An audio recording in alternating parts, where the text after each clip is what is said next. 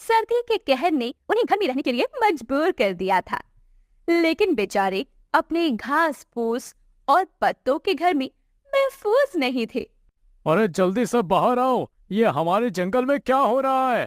क्या बात है कालू भैया, इतने परेशान क्यों हो और इतनी सर्दी में बाहर क्यों घूम रहे हो?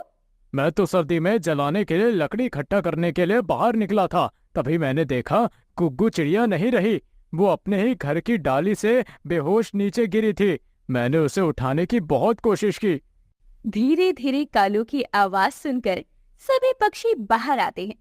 कबूतर काका, मीनू मौसी, रंगीली तोता सभी बाहर आ जाते हैं और देखते हैं कि वाकई गुग्गू चिड़िया पेड़ के नीचे गिरी पड़ी है।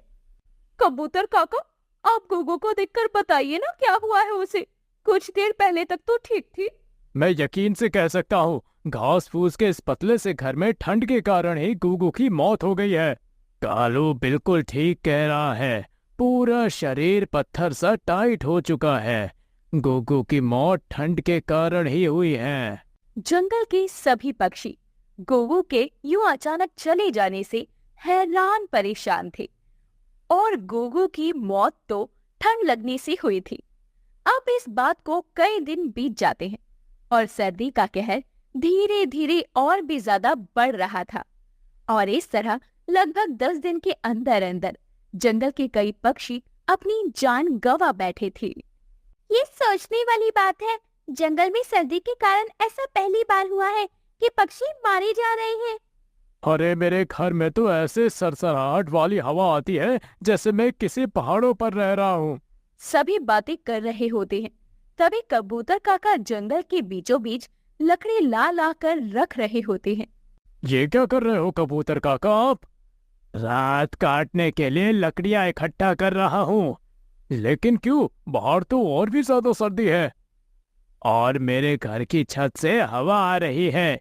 यहाँ तक कि ऐसा लग रहा है किसी दिन मेरा घर ही गिर जाएगा।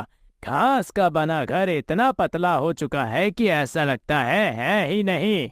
इससे अच्छा तो मैं इन लकड़ियों को जलाकर आपके पास बैठ रात काट लूं। मुझ में इतनी हिम्मत नहीं कि मैं इतनी सर्दी में घर बना पाऊं। कह तो कबूतर काका ठीक रहे हैं, घर में सर्दी काटने से अच्छा है लकड़ी जलाकर आपके पास बैठ जाए।